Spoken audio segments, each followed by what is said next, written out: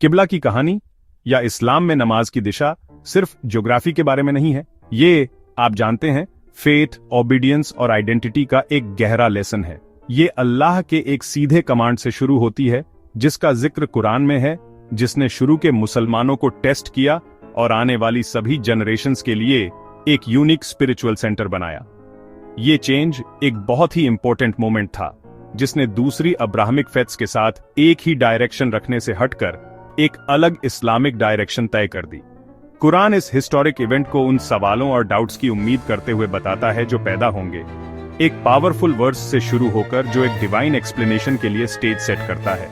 इसमें लिखा है, लोग कहेंगे, उन्हें अपनी किबला से किसने फेर दिया जिसकी तरफ वे रुख किया करते थे? कहो, पूरब और पश्चिम अल्लाह ही के हैं।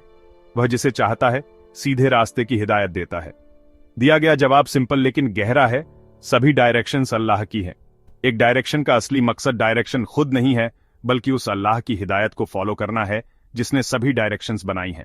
जब पैगंबर मोहम्मद ने मक्का में अपना मिशन शुरू किया, तो शुरुआती मुसलमान काबा की ओर मुंह करके नमाज पढ़ते थे।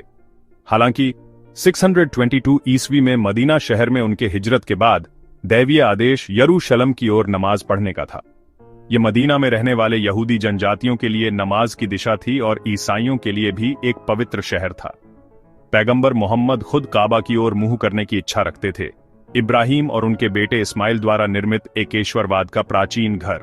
वह अक्सर आसमान की ओर देखते थे, चुपचाप इस बदलाव की इच्छा रखते थे। कुरान इस दिली इच्छा को कैप्चर करता है। हमने निश्चित रूप से तुम्हारे चेहरे को, हे मोहम्मद, आसमान की ओर मुड़ते हुए देखा है, और हम निश्चित रूप से तुम्हें एक किबला की ओर मोड़ेंगे जिससे तुम प्रसन्न होगे। यह बदलाव का समय लगभग 624 ईस्वी महत्वपूर्ण था। यह मदीना में हुआ, एक बहुसांस्कृतिक शहर जहां मुसलमान, यहूदी और मूर्ति पूजक सह अस्तित्व में थे। जब मक्का की ओर मुड़ने का आदेश प्रकट हुआ, तो यह मुस्लिम पहचान के लिए एक निर्णायक क्षण के रूप में कार्य किया। यह ऐतिहासिक बदलाव आध्यात्मिक स्वतंत्रता की एक शक्तिशाली घोषणा थी। किबला के बदलाव पर चर्चा करने वाली आयतों के बीच कुरान एक गहरा कॉन्सेप्ट पेश करता है जो मुस्लिम समुदाय के कैरेक्टर को डिफाइन करता है। इसमें कहा गया है, और इस तरह हमने तुम्हें एक वसात राष्ट्र बनाया है। अरबी शब्द वसात अर्थ में बहुत रिच है। इसका मतलब होता है बीच का, मॉडरेट, बैलेंस्ड और न्यायपूर्ण। यह आयत सिर्फ एक डिस्क्रिप्शन नहीं है, यह वास्तव में एक मिशन स्टेटमेंट है। मिडिल पार्ट का यह विचार कई महान आध्यात्मिक परंपराओं में पाया जाने वाला एक यूनिवर्सल सिद्धांत है। बौद्ध धर्म में मध्य मार्ग, मध्यमा पटिपदा, बुद्ध की एक मुख्य शिक्षा है। इसी तरह हिंदू धर्म ग्रंथ भगवद गीता संतुलन की बात करती है। भगवान कृष्ण अर्जुन को सलाह देते हैं, जो खाने, सोने, काम करने और मनोरंजन की अपनी आदतों में संयमित है, वह योग प्रणाली का अभ्यास करके सभी भौतिक कष्टों को कम कर सकता है। इस्लाम में वसात का कॉन्सेप्ट इस यूनिवर्सल विजडम के साथ गहराई से मेल खाता है। एक संतुलित राष्ट्र होने के लिए कुरान का आह्वान सभी क्षेत्रों तक फैला हुआ है, आध्यात्मिकता, कानून और सामाजिक आचरण। यह मध्य मार्ग पूरी मानवता के लिए एक व्यावहारिक मॉडल होने का इरादा रखता है। यही कारण है कि आयत कहती है कि उम्मह इंसानों पर गवाह होगी। प्रार्थना के लिए एक खास दिशा की ओर मुंह करने की प्रथा सिर्फ इस्लाम में ही नहीं है, यह एक शक्तिशाली मानवीय प्रवृत्ति है। ध्यान केंद्रित करने, एकता बनाने और पवित्रता से जुड़ने का एक तरीका है। उदाहरण के लिए, यहूदी धर्म में प्रार्थनाएं विशेष रूप से अमिदाह, पारंपरिक रूप से यरूशलम की ओर मुंह करके की जाती है। बाइबल में पैगंबर डैनियल के अपने कमरे में यरूशलम की ओर खिड़कियां खोलकर प्रार्थना करने का जिक्र है। ईसाई धर्म में पूर्व की ओर प्रार्थना करने की परंपरा एड ओरिएंटम की प्राचीन जड़ें हैं। पूर्व का संबंध उगते सूरज से है, जो मसीह के धार्मिकता के सूरज के प्रतीक के रूप में और उस दिशा के रूप में है जहां से उनके दूसरे आगमन की उम्मीद है। हिंदू धर्म भी अपने अनुष्ठानों में पवित्र दिशाओं की अवधारणा को शामिल करता है। मंदिर वास्तुकला अक्सर वास्तुशास्त्र द्वारा शासित होती है, जिसमें मुख्य प्रवेश द्वार आमतौर पर पूर्व की ओर होता है।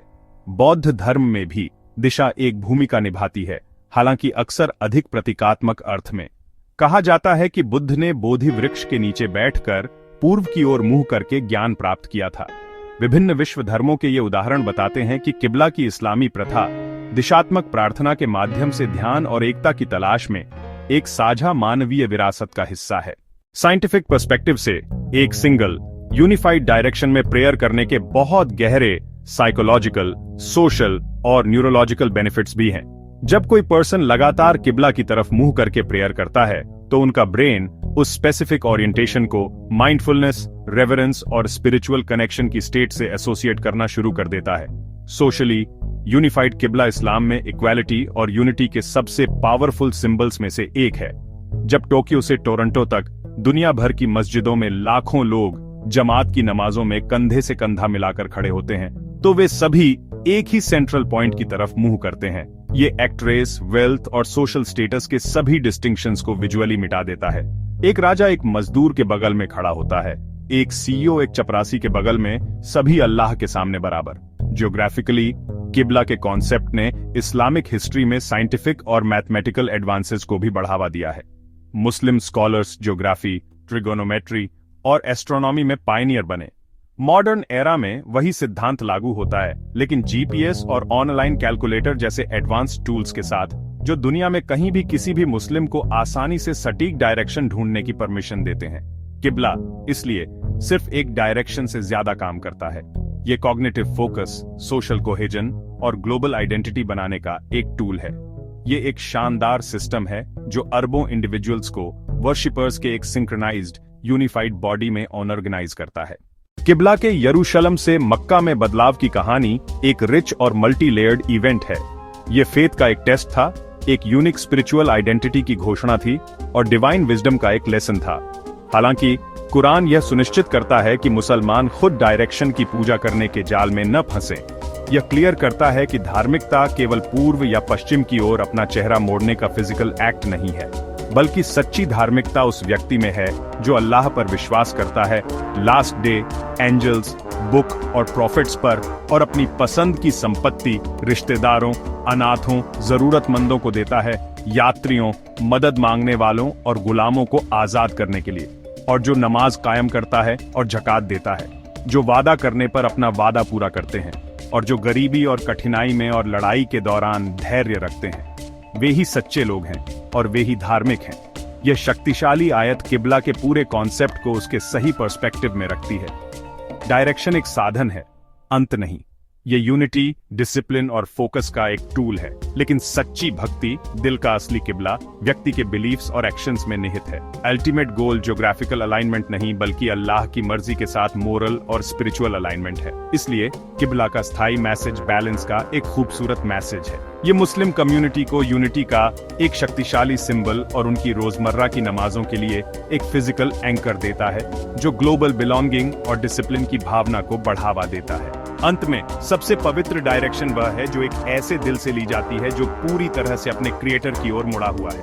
कंपास पर डायरेक्शन महत्वपूर्ण है, लेकिन केवल एक साइन पोस्ट के रूप में जो अल्टीमेट डेस्टिनेशन की ओर इशारा करता है, सिंसियर सबमिशन, ग्रेटिट्यूड और करुणा का जीवन।